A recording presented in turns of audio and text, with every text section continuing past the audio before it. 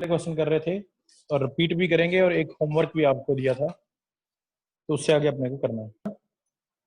ये नया डायग्राम बनाते हैं शुरू से। ये करंट कैरिंग वायर है, ओके। अगर ये लूप इससे दूर जाएगी तो इसमें करंट इंड्यूस होगा। अब दूर जा रही है तो देखो ये वाला करंट इसके सेम डायरेक्शन में चला देना है, क्योंकि इसको अट्रैक्ट करना है, दूर जाने का अपोज करना है। देखो इसका बेसिक कंसेप्ट क्या था कि दो पैरेलल वायर्स हैं, अगर उनमें करंट सेम डायरेक्शन में तो एक दूसरे को क्या करती हैं, अट्रैक्ट। अगर अपोजिट डायरेक्शन में होता तो वो क्या करती, रिपेल।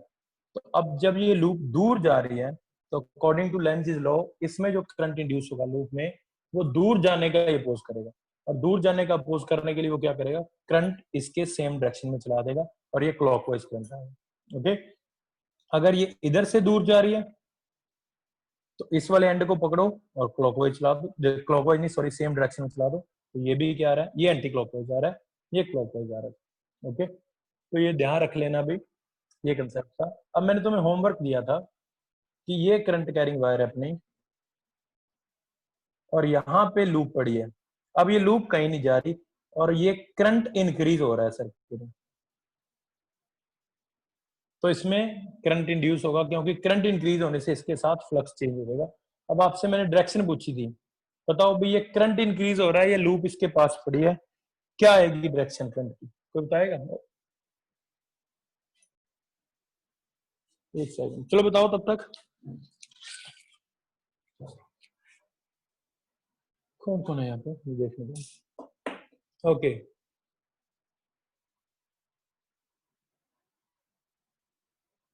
चलो देखो भाई, सुनो, कोई बताएगा क्या कुछ? थोड़ा एंटी क्लॉकवाइज हमेशा सही है, एक्सप्लेन कर सकते हो, सही आपका आंसर। इसमें करंट बढ़ रहा है अभी, ये करंट कैरिंग वायर है, इसमें करंट इंक्रीज हो रहा था, ये लूप उसके पास पड़ी है, कहीं जा नहीं रही, तो करंट बढ़ने से भी इसमें फ्लक्स चेंज हो जाएगा और करंट की डायरेक्शन आएगी एंटी क्लॉकवाइज। हमेशा बता सकते हो कैसे, सही बताया आप, ओके। चल देखो भी मैं बताता हूँ। अब देखो, अब इस लूप को इसमें करंट बढ़ने का क्या करना है, अपोज करना है। तो इस लूप में करंट बढ़ रहा है, तो इस लूप में जो करंट, इस वायर में सॉरी, इस वायर में करंट बढ़ रहा था, पहले 2 एम्पियर था, फिर 4 एम्पियर होगा, फिर 8 एम्पियर होगा। अब ये लूप क्या करेगी, ये इस वायर के करंट के बढ़ने का अपोज करेगी, क्योंकि इसके करंट बढ़ने की वजह से इसमें करंट इंड्यूस हो रहा है, तो ये इस करंट के अपोजिट करंट चला देगी। देखो ये करंट ऊपर जा रहा है, तो ये पास वाले में अपोजिट उल्टा करंट चला देगी, और ये करंट क्या आ रहा है, एंटी क्लॉकवाइज। अब उल्टा देखो, मान लो ये, मैं कहता हूं कि इस वायर में करंट डिक्रीज हो रहा है, तो इसमें अगर करंट डिक्रीज होता है तो अब ये करंट की फेवर करेगी कि इस वायर में करंट डिक्रीज हो रहा है, तो ये सेम डायरेक्शन में चला के क्या करेगी, उसकी सपोर्ट कर देगी, ठीक है। ये वाला कंसेप्ट समझ में आया, सिंपल सा कंसेप्ट है। अगर तो करंट बढ़ रहा है तो ये उल्टा चला देगी, पास वाले में उल्टा चलाएगी, तो मतलब अपोज कर रही है। अगर करंट कम हो रहा है तो ये भी उसी डायरेक्शन में करंट इंड्यूस कर देगी इस करंट की फेवर करने के लिए कि क्यों डिक्रीज हो रहा है। तो बढ़ रहा था तो बढ़ने का अपोज कर रही थी, घट रहा है तो घटने का अपोज कर रही है, और अगर करंट कांस्टेंट तो फिर तो इसमें करंट इंड्यूस ही नहीं होगा, नो फ्लक्स चेंज, ओके। कोई डाउट है तो पूछ सकते हो, अभी मैं सारे डायरेक्शन वाले एक बार रिपीट कर देता हूँ। कोई डाउट है किसी को इसमें? अगर ऐसा करंट वाला तो साथ वाले को पकड़ना है, अभी दूर जा रही थी तो सेम डायरेक्शन में चलाना है, और पास आ रही है तो अपोजिट चलाना है, और अगर करंट बढ़ रहा है तो अपोजिट चलाना है, करंट घट रहा है तो सेम डायरेक्शन में चलाना है। अब मैं एक बार सारे रिकैप दे रहा हूँ, अपने डायरेक्शन वाले क्वेश्चन कौन कौन से किए थे शुरू से, ओके। और डायरेक्शन वाला क्वेश्चन आएगा भी एक पक्का, ज्यादातर चांस है इस चैप्टर से आएगा, थर्ड से भी आ सकता है कि फोर्स निकालो पार्टिकल पे, यहां से भी आ सकता है, करंट की डायरेक्शन निकालने वाले आते हैं, ओके। तो देखो, अब लेट मत ज्वाइन किया करो प्लीज। चल देखो क्या है, ओके एक मिनट। अब क्या है, ये सबसे पहले बेसिक क्वेश्चन क्या था, देखते जाना, किसी में फ्लक्स वाला कंसेप्ट अब लगाते हैं, किसी में कौन सा लगाते हैं। बेसिक कंसेप्ट सेम है कि जो रीजन करंट को इंड्यूस करेगा, करंट इंड्यूस होकर उसी का अपोज करे। ये ऐसा है कि जो किसी को पैदा, मान लो कोई ऐसा बच्चा हो, कोई इसको पैदा करे, वो पैदा करने वाले को मार दे, तो ये करंट जो इंड्यूस होता है वो जो इसको इंड्यूस कर रहा है, जो इसको पैदा कर रहा है, उसी को खत्म करने की ट्राई करता है। अब देखो क्या, सबसे पहले बेसिक, ये अपनी लूप है और इसके पास सपोज साउथ पोल आ रहा है, ओके, बताओ इसमें लूप में करंट की डायरेक्शन क्या होगी, जिससे मैं पूछता हूँ वही बताना। ये तो सबसे पहले था। ओके कोमल बताओ क्या डायरेक्शन होगी। ये साउथ पोल इसके पास आ रहा है, इसमें करंट की डायरेक्शन क्या होगी इंड्यूस करंट। कान आपका भी सही है। ओके रिद्धि, देखो क्या है, ये साउथ पोल पास आ रहा है ना, तो यहाँ साउथ पोल के पास आने का अपोज करने के लिए साउथ पोल बनाएगी, और साउथ पोल बनाती है तो क्लॉकवाइज करेंगे। ओके तो करंट आपने साउथ पोल यहाँ साउथ पोल मत लिखा ना, आंसर क्या लिख के आना है, क्लॉकवाइज।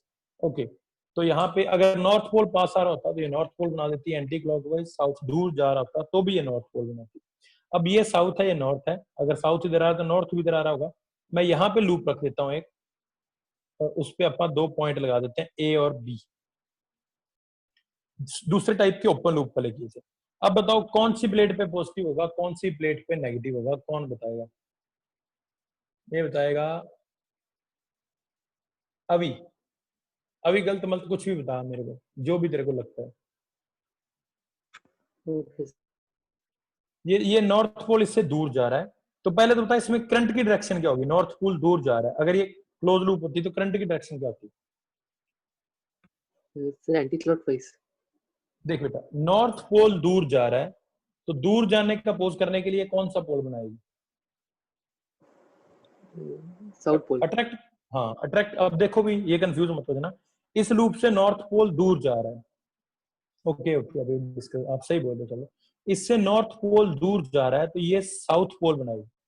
अब साउथ पोल मतलब करंट कैसा बनेगा, क्लॉकवाइज। लेकिन करंट तो हो नहीं सकता ना इसमें, क्यों नहीं हो सकता, क्योंकि ओपन लूप है। तो जो करंट हो सकता था मैं उसकी एक बार डायरेक्शन बता देता हूँ। तो करंट हो सकता था क्लॉकवाइज ऐसा, मतलब बी टू ए। इलेक्ट्रॉन किधर चलेंगे फिर इसमें, ए टू बी, तो बी पे आगे रुक जाएंगे, बी पे नेगेटिव ए पे पॉजिटिव। अब आप इसको जोड़ के देख लो, करंट क्लॉकवाइज ही आएगा। तो अगर ओपन लूप आ जाए तो वुड बी करंट की डायरेक्शन निकाल लेना कि ये करंट होना चाहिए था इसमें, पर वो करंट तो हो सकता, उसके अपोजिट इलेक्ट्रॉन चला देना, फिर जिस आगे वो रुकेंगे उस पर नेगेटिव दूसरे पे। समझ में आ गया, अभी समझ में आ गया। अब इस लूप के पास वीडियो क्या आ गई, वीडियो पॉज है क्या, ये पेन चल रहा है क्या रुका हुआ है, वीडियो पॉज चल रही है, अरे चल रही है, मेरी आवाज आ रही है। Yes sir. ओके अब नहीं रुकेगी, चलो चल देखो, वो फोन आ जाता है किसी का इसलिए मैंने काट दिया फोन, मेरी मीटिंग में लेफ्ट होगी। चल देखो भी सुनो, तो यहाँ पे साउथ पोल क्यों था, क्योंकि साउथ पोल इसके पास आ रहा था, यहाँ पे भी साउथ पोल था क्योंकि इससे नॉर्थ दूर जा रहा है। तो ये ध्यान रखना, पास आने पे सेम पोल होता है, दूर जाने पे अपोजिट पोल होता है। अब एक और तुम्हें बताया था, देखो इससे नॉर्थ पोल दूर जा रहा है तो इसके साथ फ्लक्स डिक्रीज होगा, तो फ्लक्स डिक्रीज होने से कौन सा पोल बनता है, साउथ। अब यहाँ साउथ पोल इसके पास जा रहा था, तो साउथ पोल पास जाने से फ्लक्स डिक्रीज होता है, ये ध्यान रख लेना। नॉर्थ पोल के पास जाने से फ्लक्स इंक्रीज होता है, तो साउथ पोल पास जा रहा है तो वो फील्ड लाइनें सारी अपने अंदर खींच लेगा, तो फ्लक्स डिक्रीज होगा। तो फ्लक्स डिक्रीज होने पे साउथ पोल बनता है, और फ्लक्स इंक्रीज होने से नॉर्थ पोल बनता है। ये आपको स्टेप याद रखने पड़ेंगे। अब ये अपन कहाँ लगाते थे, ऐसे वाले क्वेश्चन में। ये कैसा मैग्नेटिक फील्ड है बताओ,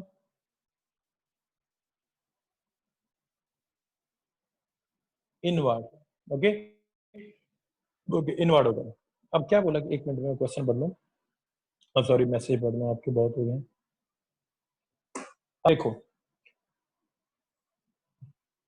अब ये नॉर्थ पोल इस लूप से दूर जा रहा है, तो इस लूप में अगर करंट होता तो उसकी डायरेक्शन क्या होती, क्लॉकवाइज।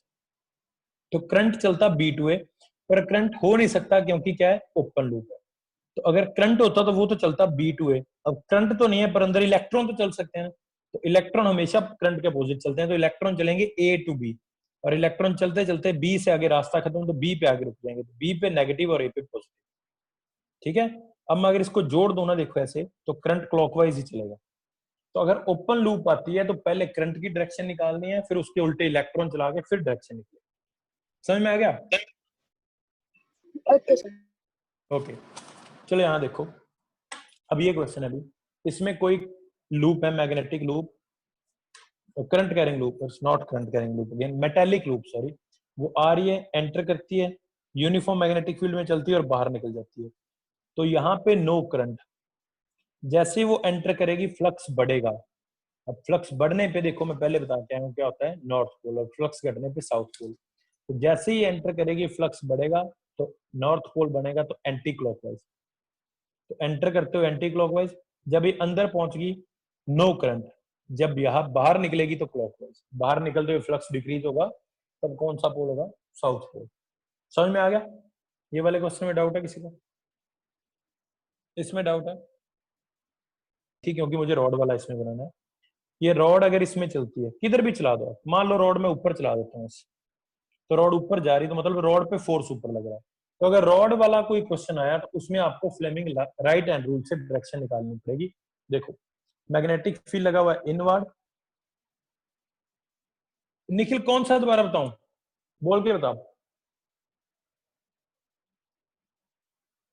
निखिल, ये लूप वाला क्या? चल देख निखिल, तू मैसेज टाइप करने लग गया, मुझे पता है। कौन सा बताना है दोबारा, लूप वाला या सारा शुरू से? मैं लूप वाला बता देता हूँ, मैं यहाँ पे रॉड बना रखता हूँ। ओके, अब यहाँ देखो निखिल, मैं दोबारा से बता रहा हूँ, देख लियो। अब एक बार मैसेज टाइप कर रहा है तो छोड़ दे। ये यहां से कोई लूप आ रही है ऐसे, ये मैग्नेटिक फील्ड में एंटर करती है, मैग्नेटिक फील्ड में एंटर करती है, उसके बाद पूरी एंटर करेगी और फिर बाहर निकल जाएगी। तो जब वो अंदर चल रही थी ना, यहाँ पे मैग्नेटिक फील्ड चेंज ही नहीं हुआ, फ्लक्स तो यहाँ तो करंट होगा ही नहीं। जब वो अंदर घुस रही थी तो फ्लक्स उसका बढ़ रहा था, जब वो बाहर निकलेगी तो डिक्रीज होगा। तो अंदर घुसते हुए फ्लक्स बढ़ेगा तो एंटी क्लॉकवाइज करंट, उसके बाद जैसे एंटर कर जाएगी जीरो करंट, जैसे बाहर निकलेगी तो देखो फ्लक्स यहाँ तो बढ़ रहा है ना, 4 लाइनें अंदर आ गई, 6 लाइनें अंदर आ गई, 6 क्रॉस अंदर आ गई, अब 6 के 6 ही हैं, 6 के 6 ही हैं। यहाँ पे जैसे बाहर निकलेगी फ्लक्स क्या हो रहा है, 6 से 4 हुआ, 4 से 2 हुआ, तो यहाँ पे करंट होगा क्लॉकवाइज। तो एंटर करते हुए एंटी क्लॉकवाइज, नो करंट, और यहाँ पे एंटी क्लॉकवाइज। ठीक है, अब इसके बाद है रॉड वाला, भी देख लेना। अब रॉड कोई चल रही है, मान लो मैं इस पे लिख देता हूँ ए और इस पे लिख देता हूँ बी, तो इसमें करंट तो नहीं हो सकता, तो इसमें वोल्टेज बनेगी, और वोल्टेज के लिए रॉड वाले क्वेश्चन में आपको राइट हैंड रूल लगाना पड़ेगा। तो ये है right hand rule. Magnetic field, पहले तो राइट लेफ्ट का ध्यान कर लेना, भी वहां कहीं राइट हैंड रूल की जगह तुम लेफ्ट हैंड यूज कर रहे हो। आई होप सबको ये तो पता होगा कि राइट हैंड कौन सा होता है। 90% लोग राइट हैंडेड होते हैं, जिससे लिखते हैं ना वो राइट हैंड है। तो मैग्नेटिक फील्ड इनवर्ड है, फोर्स लग रहा है ऊपर की तरफ, देखो ये अंगूठा फोर्स है, मैग्नेटिक फील्ड नीचे है, अंगूठा ऊपर है, तो करंट अगर होता तो करंट चलता बी टू ए, तो करंट तो इसमें हो नहीं सकता। तो करंट अगर बी टू ए चलता तो इलेक्ट्रॉन चल रहे हैं ए टू बी, तो बी पे नेगेटिव और ए पे पॉजिटिव, तो इसमें करंट तो नहीं हो सकता, लेकिन पोलैरिटी जरूर बनेगी क्योंकि ईएमएफ इंड्यूस होगा। तो मैंने करंट की डायरेक्शन निकाल दी और उसके उल्टे इलेक्ट्रॉन चला के उसकी डायरेक्शन बता दी। ओके, तो पहले टाइप के थे ये क्लोज लूप वाले, दूसरी टाइप के ओपन लूप वाले, तीसरी टाइप के मैग्नेटिक फील्ड में लूप चल रही है, चौथी टाइप के मैग्नेटिक फील्ड में रॉड चल रही है। ये था। अब आते हैं करंट कैरिंग वायर के लिए। ये करंट कैरिंग वायर है, इसके पास लूप पड़ी है, तो इस लूप का इतना सा पार्ट उठा लो बस आप, ये सिर्फ। अगर दूर जाएगी तो सेम डायरेक्शन में चला देना, पास आएगी तो अपोजिट डायरेक्शन में चला देना। तो ये देखो ऐसा डायग्राम बना हुआ आएगा। This is current carrying wire carrying constant current, a loop is placed which is moving away from the wire, what is direction of current in the loop? अब इतना पोर्शन पकड़ो और उसमें सेम डायरेक्शन में current चला दो, तो ये आ गया क्लॉकवाइज। अगर कोई लूप पास आ रही है इधर से, तो देखो ये पास आ रही है ना, तो ये करंट ऊपर जा रहा है तो इसमें नीचे चला दो, ये भी क्लॉकवाइज। तो ये अगर दूर जा रही है तो भी क्लॉकवाइज, इधर से पास आ रही है तो भी क्लॉकवाइज। ठीक है, समझ में आया? और last but not the least, अगर ये वायर में करंट बढ़ रहा है, ये करंट इंक्रीज हो रहा है, तो इसके अपोजिट चलाना है लूप में, और अगर इसमें करंट डिक्रीज हो रहा है तो फिर इसकी सेम डायरेक्शन में चलाना है। That's it. तो अगर लूप के पास करंट कैरिंग वायर पड़ी है, अगर लूप दूर जा रही है तो सेम डायरेक्शन में, पास आ रही है तो अपोजिट, और अगर करंट बढ़ रहा है तो उसका अपोज करवाना है उल्टा चला के, और अगर करंट डिक्रीज हो रहा है तो सेम डायरेक्शन में चला के फेवर करनी है। इतने डायरेक्शन वाले क्वेश्चन थे। अब इसमें किसी को भी कोई डाउट है डायरेक्शन वाले क्वेश्चन में, या आपने कोई बुक से किया हो तो पूछ सकते हो अभी। Anyone can ask any question from any book, direction वाला आपसे कोई नहीं हुआ तो ठीक है। क्वेश्चन ध्यान से देखना क्या है। ये है,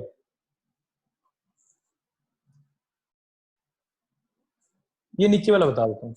निखिल ये ले, निखिल ये करंट कैरिंग वायर है, ये ले। अब मेरे को ना थोड़ा सा क्या करना पड़ेगा, मैं ट्राई करता हूँ। ये करंट कैरिंग वायर है, इसके पास मैंने एक मेटालिक लूप रख दी, सच में मेटल की। अब मैं अगर इसमें करंट एक्सपोज ऊपर जा रहा है ऐसे, तो इसमें करंट अगर ऊपर जा रहा है ऐसे, ऊपर करंट जा रहा है, तो इसको मैं दूर लेके जाऊंगा तो इसमें भी करंट ऊपर चलाना है ऐसे, पास लेके आऊंगा तो उसका उल्टा चलाना है नीचे। अब इस लूप में करंट बढ़ रहा है, मान लो मैंने कोई बैटरी लगा रखी है और मैं वोल्टेज बढ़ा रहा हूं उसकी, तो ये वायर में करंट बढ़ेगा ना। तो अगर वायर में करंट बढ़ रहा है तो इसने करंट का अपोज करना है बढ़ने का, तो ये उल्टा चलाएगी ऐसे। देखिए इसमें ऊपर जा रहा है, इसने नीचे चला दिया। और अगर इस वायर में करंट घट रहा होता है तो ये करंट ऊपर जा रहा है, ये भी ऊपर चला के उसकी फेवर कर देगी कि क्यों घट रहा है। समझ में आ गया क्या? तो इंक्रीज में अपोजिट डायरेक्शन में और डिक्रीज में सेम डायरेक्शन। समझ में आया निखिल? ये बहुत, ये कंसेप्ट याद रखोगे, बहुत आसान है और फ्री में नंबर मिलते हैं, इसमें कुछ भी नहीं होता डायरेक्शन वाले क्वेश्चन। अब पेपर में ये क्वेश्चन आएगा, अगर आपको ये कंसेप्ट समझ में आया है तो। ये एक लूप है, इस लूप में हमने एक लगा रखी है बैटरी और एक लगा रखी है की। तो जैसे की को ऑन करोगे करंट इस लूप में ऐसे घूम जाएगा, और अंदर एक लूप और पड़ी, ठीक है। अब की को ऑन करते हैं तो क्या इसमें करंट इंड्यूस होगा? ये 1 लूप है, ये 2 लूप है।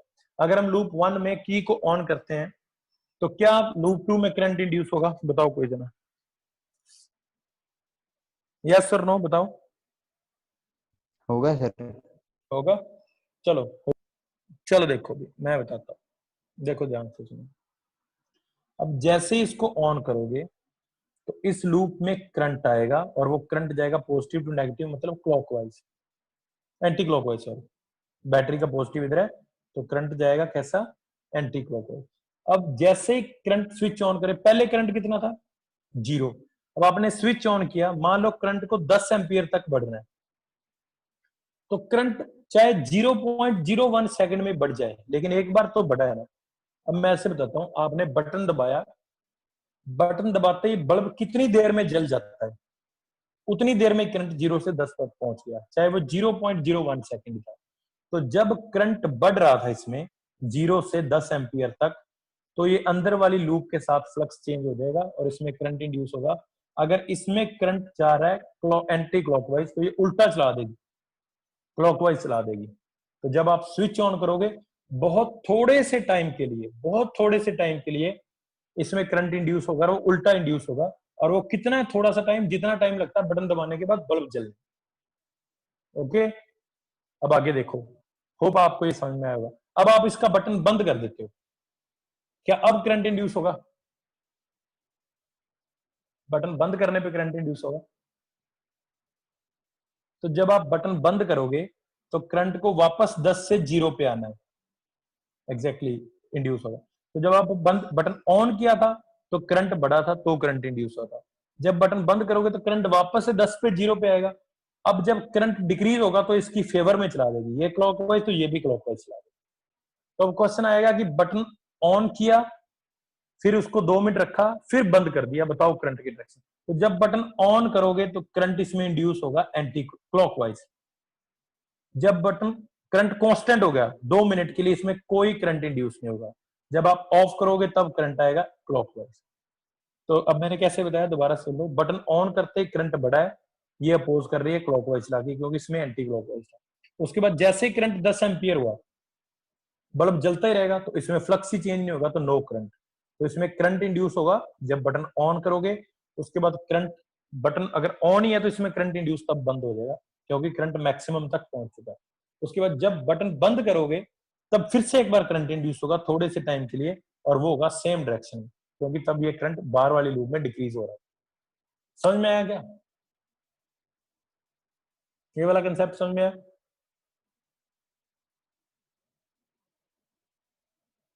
आई होप समझ में आ गया होगा। अब बताओ भी डायरेक्शन वाले क्वेश्चन में किसी को कोई डाउट है तो you can ask me, otherwise I will move forward. आगे वाला टॉपिक आपको करना, टॉपिक तो नहीं मैंने देना, डायरेक्शन वाले क्वेश्चन आपको देने। अब करोगे नहीं तो डाउट नहीं आएंगे, ठीक है। चलो देखो, अब मैं तुम्हें ये डायरेक्शन वाले क्वेश्चन इस बुक में ढूंढ के, कोई और बुक है मेरे पास एसएल उड़ा की, पता नहीं कहाँ, ये तो +1 की है।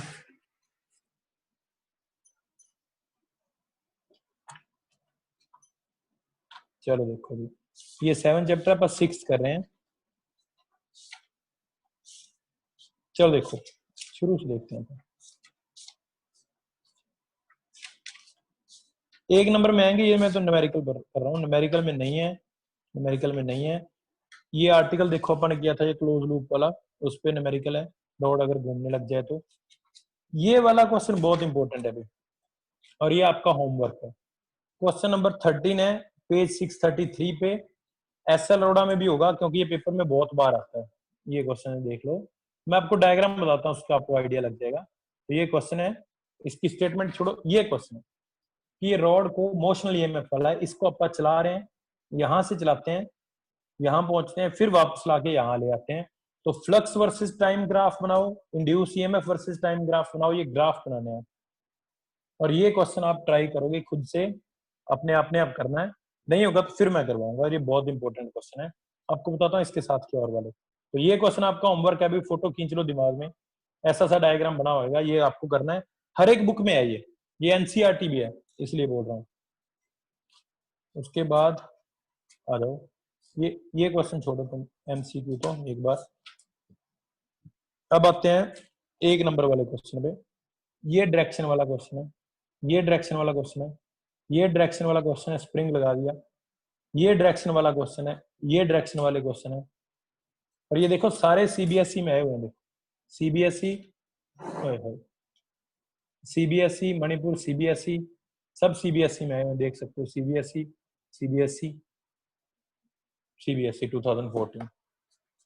उसके बाद ये डायरेक्शन वाला क्वेश्चन है, सीबीएसई 12, सीबीएसई 17, 11, सीबीएसई 10। ये बी डायरेक्शन वाला क्वेश्चन है, ये भी कुछ ऐसा डायरेक्शन वाला क्वेश्चन होगा। ये इंड्यूस ईएमएफ जो अपन ने किया था, half B L omega square, ये रहा वो। उसके बाद ये रहा वो क्वेश्चन जो मैंने अभी तुम्हें करवाया, देखो। चलो की को ऑन करेंगे, इसमें 2 लूप है, एक लूप है पी, एक लूप है एस। तो की को ऑन करेंगे, बताओ एस लूप में करंट इंड्यूस होगा कि नहीं होगा, बताओ। होगा सर। होगा, उसकी डायरेक्शन क्या होगी ऑन करते हुए? ऑपोजिट होएगी जो इसमें आएगी। तो P में चल रहा है क्लॉकवाइज, तो S में आएगा एंटी क्लॉकवाइज।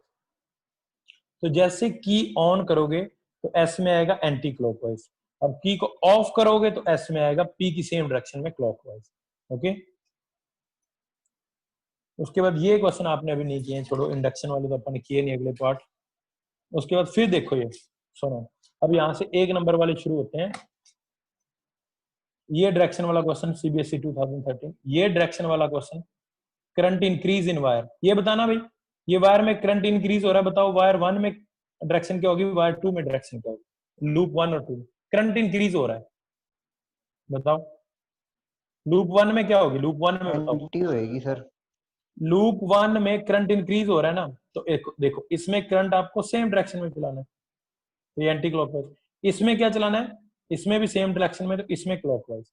दीदी देखो ध्यान से, करंट इंक्रीज हो रहा है कि डिक्रीज हो रहा है, एक minute, increasing, sorry my mistake. तो करंट इंक्रीज हो रहा है, तो इसमें उल्टा, इसमें इधर जा रहा है तो इसमें इधर चलाना है, तो ये तो हो गया क्लॉकवाइज, और इसमें चलाना है उल्टा, तो इसमें हो गया एंटी क्लॉकवाइज। मैं डायग्राम यहाँ दोबारा बना के दिखाता हूँ कॉपी पे, बुक पे। देखो भी ये था, ये करंट है इंक्रीज हो रहा है, ये लूप 1, ये लूप 2। तो ये अगर करंट इंक्रीज हो रहा है तो इसमें उल्टा चलाओ और इसमें भी उल्टा चलाओ। अब इसमें उल्टा बन रहा है एंटी क्लॉकवाइज, इसमें उल्टा बन रहा है क्लॉकवाइज। समझ में आ गया क्या? अब बुक वाले अपनी एक्सप्लेनेशन है उनकी, अपने को फिर सिर्फ क्लॉकवाइज एंटी क्लॉकवाइज से मतलब है। तो लूप 1 में तो आएगा एंटी क्लॉकवाइज, तो सॉरी लूप 1 में आएगा क्लॉकवाइज, तो ring 1 will be clockwise and ring 2 will be anti clockwise. Okay, तो ये भी डायरेक्शन वाला क्वेश्चन है, इससे नीचे ये भी डायरेक्शन वाला क्वेश्चन है, ये भी सीबीएसई में आया हुआ है। ये फिर से डायरेक्शन वाला क्वेश्चन, इससे नीचे ये फिर से डायरेक्शन वाला क्वेश्चन, इसके बाद एक बार डायरेक्शन वाले बंद हो जाएंगे, ठीक है, फिर दूसरे आ जाएंगे डायरेक्शन वाले जो अपन ने नहीं किए। फिर जैसे ही शॉर्ट फॉर्म 2 कैरिंग 2 मार्क्स, उसमें आते ही डायरेक्शन वाले। अब मैं पहला क्वेश्चन डिस्कस कर रहा हूं, देखना ध्यान से। An artificial satellite with metal surface orbiting around the surface of earth the equator, around the equator, will the earth magnetism induce some current in it. एक आर्टिफिशियल सैटेलाइट इक्वेटर के ऊपर उड़ रहा है, क्या वहां पे करंट इंड्यूस होगा? चलो नो है आंसर। अब मैं आपको बताता हूं, देखो ध्यान से, ये अर्थ का अर्थ बना जाता हूं, ध्यान से देखना। इसके इक्वेटर पे ये नॉर्थ पोल, ये साउथ पोल, तो मैग्नेटिक फील्ड नॉर्थ से निकलेगा साउथ में एंटर करेगा, नॉर्थ से निकलेगा साउथ में एंटर करेगा। अब जो सैटेलाइट इक्वेटर पे उड़ रहा है ना, उसके लिए मैग्नेटिक फील्ड चेंज ही नहीं हो रहा, तो मैग्नेटिक फील्ड जितना यहाँ है उतना ही यहाँ है, तो नो करंट इंड्यूस। लेकिन अगर आ गया कि सैटेलाइट पोल के ऊपर उड़ रहा है, ध्यान दे देना, अभी पोल्स के ऊपर उड़ रहा है, तो जैसे ही वो नॉर्थ पोल के ऊपर आएगा वो ज्यादा फील्ड में आ रहा है, जैसे वो साउथ पोल के ऊपर आएगा फिर ज्यादा फील्ड में आ रहा है। तो अगर सैटेलाइट इक्वेटर पे उड़ रहा है तो नो ईएमएफ इंड्यूस, अगर सैटेलाइट पोल्स के ऊपर उड़ रहा है ना, पोलर सैटेलाइट है, तो करंट इंड्यूस होगा। और ये बहुत इंपॉर्टेंट है, ध्यान रख लेना, ऐसे क्वेश्चन आपको बुक में मिले। अब मुझे देख के याद आ गया, क्वेश्चन समझ में आया क्या? अगर सैटेलाइट इक्वेटर पे उड़ेगा तो फील्ड चेंज ही नहीं हो रहा, तो करंट इंड्यूस ही नहीं होगा। लेकिन अगर वो नॉर्थ पोल से उड़ते फिर साउथ पोल, फिर नॉर्थ पोल पे जाएगा, तो नॉर्थ पोल पे जाके फ्लक्स बढ़ेगा, साउथ पोल पे आके घटेगा, नॉर्थ पोल पे फिर बढ़ेगा, तब उसमें ईएमएफ इंड्यूस होगा। तो ये वाला तो था क्या, इक्वेटर पे तो नो करंट इंड्यूस्ड, यहां कहीं पे पोल वाला भी होगा। ये रहा, देखो ये क्वेश्चन देखो, an artificial satellite with a metal surface orbiting around the poles, will the induce EMF, answer देखो पहले लिखा हुआ है yes, induced EMF will be there. This is because that pole earth magnetic field is totally vertical and orbiting satellite will intercept the field of EMF will be induced. Leave this answer. आप लिखोगे yes और आप क्या लिखोगे, because magnetic field will vary if satellite is orbiting around the north and south pole. At north pole field will increase and at south pole flux will decrease. Flux लिखते हैं, लिख सकोगे अपनी लैंग्वेज में? समझ में आएगा ये दोनों क्वेश्चन? यस माधव, ओके, तो ये भी करने हैं। ओके, बस ये डायरेक्शन वाले, ये देखो फिर भी डायरेक्शन वाला आ गया। और ये क्वेश्चन जो मैंने आपको दिया है, देखो वो लूप वाला, ये देखो ये इधर भी है, ये सेम क्वेश्चन जो ग्राफ वाला इधर भी है, और सोल्यूशन देखोगे तो और भी मिलेंगे आप। तो अभी अपन ने सिर्फ डायरेक्शन वाले क्वेश्चन आपको करवाए हैं, अभी न्यूमेरिकल को लंबे चौड़े मैंने नहीं करवाए हैं। तो डायरेक्शन शुरू से तुम्हें बता दूं क्या क्या करवाया है। इंट्रोडक्शन, फिर मैग्नेटिक फ्लक्स क्या होता है, फ्लक्स मैक्सिमम कब होता है, मिनिमम कब होता है, उसके यूनिट वेबर, पता नहीं तुम्हें याद है कि नहीं, फ्लक्स के यूनिट वेबर और मैक्सवेल और गॉस, अगर आपको याद हो। फ्लक्स के एसआई यूनिट है वेबर, सीजीएस होते हैं मैक्सवेल, और 1 वेबर 10 की power 8 Maxwell. Then Faraday experiment, book में भर के लिखा हुआ है जो फैराडे ने एक्सपेरिमेंट किए थे। कॉज ऑफ ईएमएफ इंड्यूस, अंदर इलेक्ट्रॉन मूव करते हैं। Then Faraday law, first law, second law, and then Lenge's law. And Lenge's law is according to conservation of energy. पता नहीं इन्होंने कहाँ कर रखा है, एक्सपेरिमेंटल वेरिफिकेशन करने की कोई जरूरत नहीं है। Lenge's law is according to conservation of energy. Then right hand rule, Fleming right hand rule, 3 तरह से फ्लक्स चेंज कर सकते हैं, मैग्नेटिक फील्ड चेंज करके, एरिया चेंज करके, और थीटा चेंज करके। उसके बाद मोशनल ईएमएफ, तो उसमें मोशनल ईएमएफ में BLV वाला फॉर्मूला, मोशनल ईएमएफ में सर्कुलर अगर घूम रही है तो half B L square omega square वाला फॉर्मूला। फिर पावर डिसिपेटेड, जो मैंने आपको एनर्जी कंजर्वेशन की फॉर्म में भी करवाया था, तो energy conservation power, electrical power भी आएगी B square L square V by R, कहाँ गई ये रही, और मैग्नेटिक पावर, मैकेनिकल पावर भी आएगी B square L square V square by R, energy conservation prove हो जाएगा। देन एडी करंट आप कल करेंगे, इसको मैंने यही छोड़ना है क्योंकि मैंने डायरेक्शन वाले क्वेश्चन करवाए, ठीक है, एडी करंट कल करेंगे। तो कल आपके लिए एक होमवर्क थे, एक तो मैंने ये न्यूमेरिकल दिया है, अभी देखो कहाँ गया वो, एक तो तुम्हें ये वाला न्यूमेरिकल दिया है, ये वाला डायग्राम देख लो। एक तुम ना एडी वर्ड का मीनिंग ही बस ढूंढ के रखना, गूगल डिक्शनरी से, अपने पास जो भी आपके पास डिक्शनरी है, you need to find out what is meaning of eddies. कोई अभी ढूंढ सकता है, कोई जना भी ढूंढ सकता है जिसका निकालो अपने फोन से गूगल। Circular water. ओके, पानी में वो देखे तुमने बनते हुए sir washing machine, whirlpool whirlpools. Whirlpool बनते हैं। हाँ हाँ हाँ, एडिस एडिस के होते हैं वर्लपूल। पानी में बाल्टी में हाथ डाल के ऐसे घुमा देना तो बाल्टी में वर्लपूल बन जाएगा।